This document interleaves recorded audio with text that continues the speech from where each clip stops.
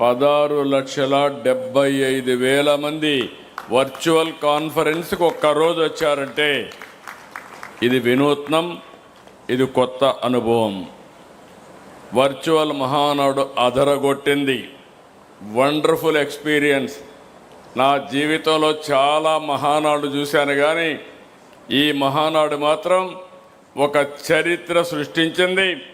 భారతదేశంలోనే కాదు, ప్రపంచంలోనే రాజకీయ పార్టీలు ఏ విధంగా వర్చువల్ కాన్ఫరెన్స్ కానీ హైబ్రిడ్ కాన్ఫరెన్స్ పెట్టాలనో పెట్టే విధంగా ముందుకు పోయే పరిస్థితి వస్తుంది.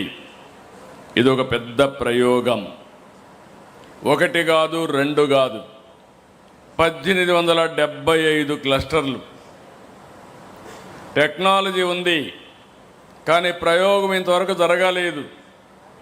దగ్గర 18 విదేశాల నుంచి 12 కంట్రీసు అంతా కూడా ఈరోజు ఆన్లైన్లోకి వచ్చారంటే ఇది ఒక రికార్డ్ అని చెప్పి కూడా నేను మీకు తెలియజేస్తున్నా.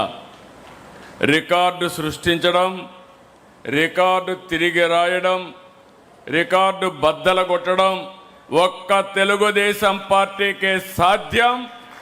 అదే సమయంలో ఒక ట్రెండ్ సెట్టర్ కూడా. ఏదైనా ఎవరైనా చేయాలంటే దాన్ని ఒక ట్రెండ్ సెట్ చేసే బాధ్యత కూడా మంది. ఆ విధంగా మనం ముందుకు పోతున్నాం. ఫస్ట్ టైం నిన్న ఈరోజు నేను ఏమీ మాట్లాడలేదు మధ్యలో.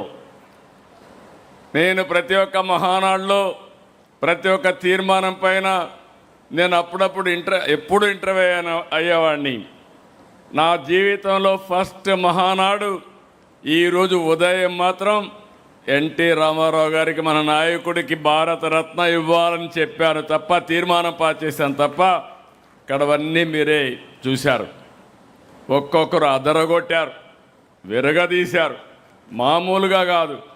ఇప్పుడే రామ్మోహన్ నాయుడు దగ్గర నుంచి పక్కన అనిత గారు లాస్ట్లో మాట్లాడే వ్యక్తుల దగ్గర నుంచి బాగా మాట్లాడడం కాదు, క్షుణ్ణంగా లోతుగా చర్చించారు. ప్రతి ఒక్క తీర్మానం పైన 23 నెలల పాలన విశ్లేషించారు. సమర్థవంతంగా ప్రజెంట్ చేశారు. అందరికీ అర్థమయ్యే విధంగా పార్టీ ఏం సాధించాం, భవిష్యత్తులో ఏం చేయాలని చెప్పారు. ఈ మహానాడు ద్వారా మనందరం ఒకే సందేశం, కార్యకర్తే అధినేత అనేది ఈ మహానాడులో అడుగడుగునా కనపడుస్తుంది. మామూలు కార్యకర్తల్ని ఈ వేదిక పైన మాట్లాడించడం కాదు, ఆ కార్యకర్త సమస్యని ఏ విధంగా పరిష్కారం చేశామో అవన్నీ ఉదాహరణతో సహా ఇక్కడ పెట్టే పరిస్థితికి వచ్చారు. సామాన్య కార్యకర్తల ప్రసంగాలు, అదే ఈ పార్టీ వాళ్ళకి ఇచ్చే గౌరవం. మొన్నటి వరకు చూశారు, రామ్మోహన్ నాయుడు గారు తండ్రి ఎంపీగా ఉంటే, ఆ రోజు పార్లమెంటరీ పార్టీ లీడర్గా ఉంటే, ఆయన అకాల మరణంతో ఆ రోజు నేను ఒక్కసారి ఆలోచిస్తే రామ్మోహన్ నాయుడు గారిని ఒకటే చెప్పాను, నువ్వేం అధైర్యపడద్దు, కుటుంబ పెద్దగా, తెలుగుదేశం పార్టీ కుటుంబ పెద్దగా బాధ్యత తీసుకుంటావని చెప్తే, వండర్ఫుల్ ఎక్స్పీరియన్స్. బాగా చదువుకున్నాడు, రాజకీయాలు కూడా బాగా చేస్తున్నాడు. 3వసారి ముచ్చటగా ఎంపీ అయ్యాడు, మళ్ళీ 4వసారి కూడా అవుతాడు. అందుకే ఆయన చేసిన కార్యక్రమాలు చూసిన తర్వాత నేను కేంద్రంలో మంత్రులు ఇస్తామంటే, మొట్టమొదటిసారిగా మళ్ళీ క్యాబినెట్ మినిస్టర్గా రామ్మోహన్ నాయుడు చేశామంటే, అతి చిన్న వయసులో ఈరోజు సెంట్రల్ క్యాబినెట్లో ఉన్నాడు. అది ఆయన అనుభవం. ఇప్పుడే అనిత గారు చెప్పారు, ఆ రోజు ఒక టీచరు, ఈరోజు ఒక హోమ్ మినిస్టర్. ప్రాక్టీస్ చాలా స్పష్టంగా ప్రాక్టీస్ చేసింది, కష్టపడింది, పార్టీ ఆదరించాం, అంచెలంచెలుగా ఎదిగి ఈరోజు హోమ్ మినిస్టర్ అయ్యే పరిస్థితికి వచ్చారు. ఈరోజు నేను ఒకటే మీ అందరికీ చెప్తున్నాను, కార్యకర్తే అధినేత. ఆకాశమే హద్దుగా మీరు ఎదిగే పరిస్థితి వస్తుంది. మీరు ఇప్పుడు చూశారు, చంద్రశేఖర్ గారు మినిస్టర్ కేంద్రంలో ఎన్నికల ముందు ఆయన ఒక సక్సెస్ఫుల్ ఆంటర్ప్రెన్యూర్. ఈరోజు ఆయన స్పీచ్ విన్నారు మీరు. చాలా పర్ఫెక్ట్గా మాడ్యులేషన్స్ దగ్గర నుంచి బ్రహ్మాండంగా చేసే పరిస్థితికి వచ్చారు. ఒకరికొకరు పోటీ పడుతున్నారు. ఇప్పుడు మిమ్మల్ని అందరినీ చూసిన తర్వాత నేను కూడా పోటీ పడాల్సిన పరిస్థితి వస్తూ ఉందంటే అది కాంపిటేటివ్ స్పిరిట్. ఈరోజు నేను మీ అందరికీ ఒకటే చెప్తున్నా, తెలుగుదేశం పార్టీ కార్యకర్తల పార్టీ. ఈ విషయం అందరం గుర్తుపెట్టుకోవాలి. నేను ఎన్నోసార్లు చెప్పాను, నాయకులు వస్తారు, నాయకులు ఉంటారు, ఒకరిద్దరు నాయకులు కుప్పిగంతులు కూడా వేస్తారు, కానీ శాశ్వతంగా పార్టీని మోస్తున్నది మోయబోయేది తెలుగుదేశం పార్టీ కార్యకర్తలే. దాంట్లో అనుమానమే లేదు. నాయకులు వెనకాన తిరుగుతారు కార్యకర్తలు. ఎప్పుడైనా కానీ చోక జాడిస్తే మాత్రం అదే చివరి రోజు అక్కడి నుంచి పార్టీతోనే ఉంటారు. అది తెలుగుదేశం పార్టీ కార్యకర్తల యొక్క కమిట్మెంట్. దానికి మనస్ఫూర్తిగా ఆ కార్యకర్తలకి పాదాభివందనం చేస్తున్నారని మరొక్కసారి మీకు తెలియజేస్తున్నా. నిన్న ఈరోజైతే ఒక్క మాట చెప్పాం. మీరందరూ కూడా ఎండలు, మనమైనా ఇక్కడ చల్లగా కూర్చున్నారు, మీరు ఇక్కడ కూర్చున్న వాళ్ళు మంచి ఎండలు, 46, 47, 48 డిగ్రీల టెంపరేచర్.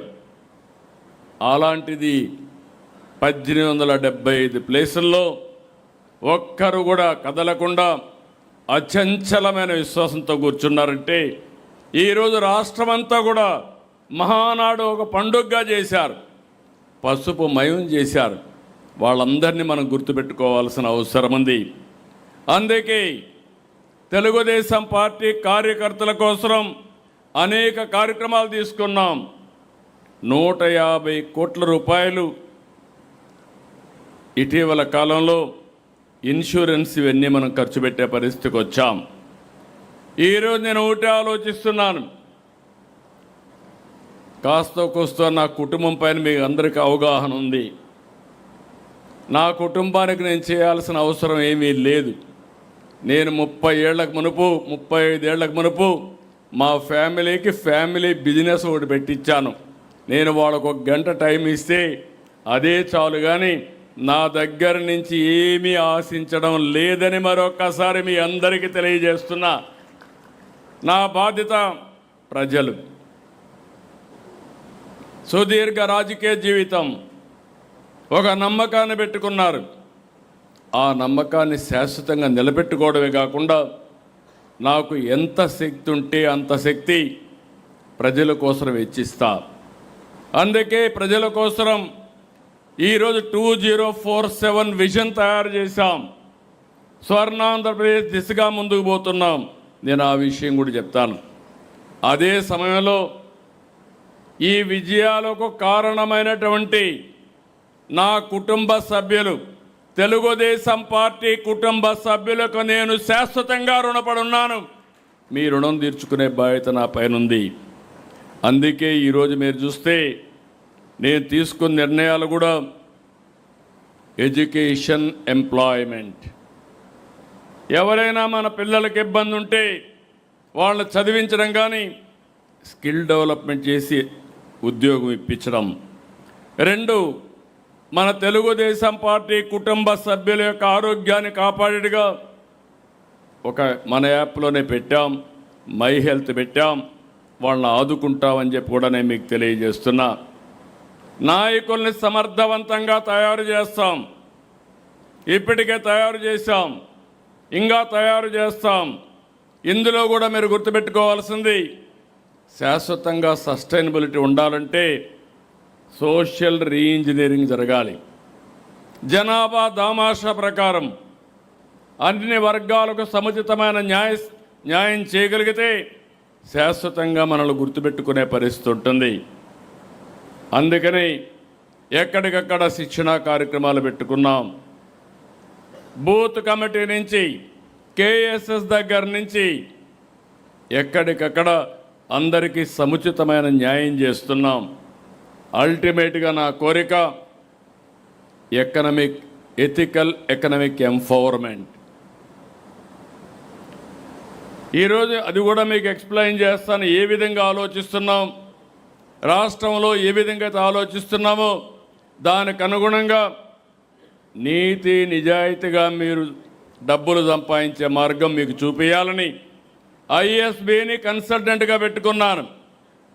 నా తెలివితేటలన్నీ ఉపయోగిస్తాను, ఎక్కువ సమయం ఇస్తా, మీకు అండగా ఉంటా, మీకు చేయూతనిచ్చి మిమ్మల్ని పైకి తీసుకొచ్చే బాధ్యత ఒక పార్టీ అధ్యక్షుడిగా, అది కూడా నీతి నిజాయితీగా పైకి తీసుకొచ్చే బాధ్యత నేను తీసుకుంటానని మరొక్కసారి మీ అందరికీ హామీ ఇస్తున్నా.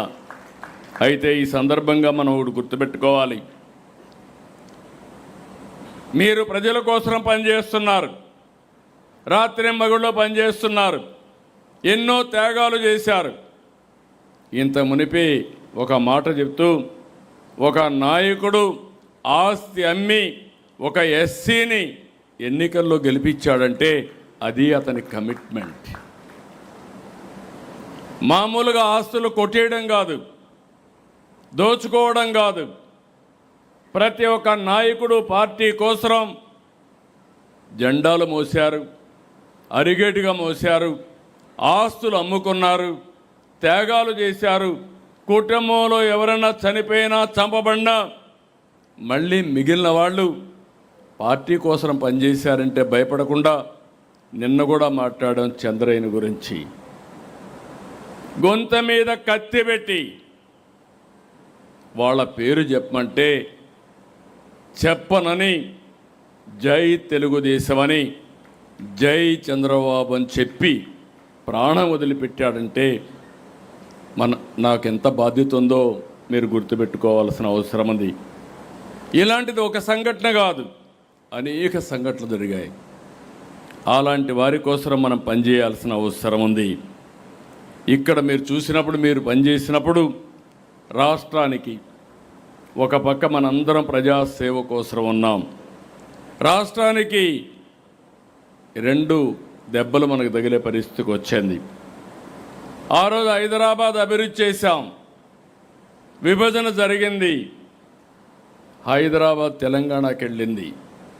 నేను ఎప్పుడు కూడా దాని గురించి బాధపడలేదు. కానీ ఆ రోజు కూడా నేను కోరింది సమన్యాయం చేయమని, 2 ప్రాంతాలని సమంగా చూడమని చెప్పాం.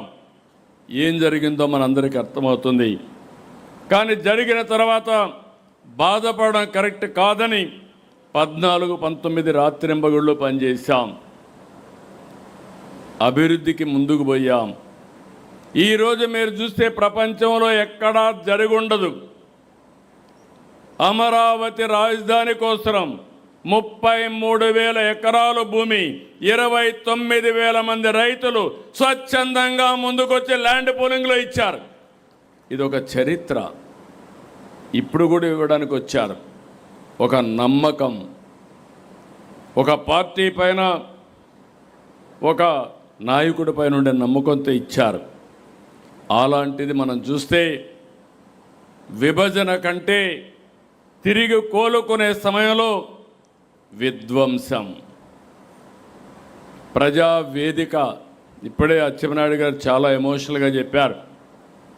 ప్రజావేదికతో ఆ మీటింగ్లో అక్కడ కూర్చొని అక్కడి నుంచి కలెక్టర్స్ మీటింగ్ పెట్టి ఈరోజే దీన్ని కూలగొడతానని చెప్పి కూలగొట్టించారంటే ఎంత కిరాచకమో మనందరం గుర్తుపెట్టుకోవాల్సిన అవసరం ఉంది. ఇబ్బందుల్లో ఉన్న రాష్ట్రాన్ని దివాళా తీయించారు, అన్ని వ్యవస్థల్ని కుప్పగూల్చారు. నిన్న ఈరోజు మీరు మాట్లాడారు, కేంద్రం నిధుల్ని డైవర్ట్ చేశారు, పథకాలు నిర్వీర్యం చేశారు. ఎవరన్నా పెట్టుబడులు పెడతామంటే తరిమేసే పరిస్థితికి వచ్చారు. మళ్ళీ తిరిగి రామని చెప్పారు, ఈ రాష్ట్రానికి రామని చెప్పే పరిస్థితికి వచ్చారు. ఆంధ్రప్రదేశ్ బ్రాండ్ అంతా దెబ్బతినే పరిస్థితికి వచ్చింది. ప్రజల్లో భయం. ఈరోజు నేను చూస్తున్నాను చాలాసార్లు మీటింగుల్లో, స్వాతంత్రం వచ్చింది 47లో వచ్చిన, ఇటీవల 1924లో ప్రజలంతా భయపడిపోయి ఇంట్లో నుంచి రాని పరిస్థితి వస్తే ఎవరు నవ్వే పరిస్థితులు కూడా లేరు. మొట్టమొదటిసారిగా మీరు చూస్తే ఈరోజు అందరి ముఖాల్లో నవ్వు చూస్తున్నాం, ఆనందాన్ని చూస్తున్నాం. ఎక్కడా భయపడకుండా హ్యాపీనెస్ చూసే పరిస్థితికి వచ్చాం. అది పెద్ద మార్పు. దీనికి కారణం మనం గుర్తుపెట్టుకోవాల్సింది, ఈరోజు మనం ఇక్కడ కూడా మాట్లాడుకోవాల్సిన అవసరం ఉంది. సరైన సమయంలో సరైన నిర్ణయం తీసుకున్నాం. ఆ రోజు జనసేన పవన్ కళ్యాణ్ గారు నేను మనస్ఫూర్తిగా అభినందిస్తున్నా.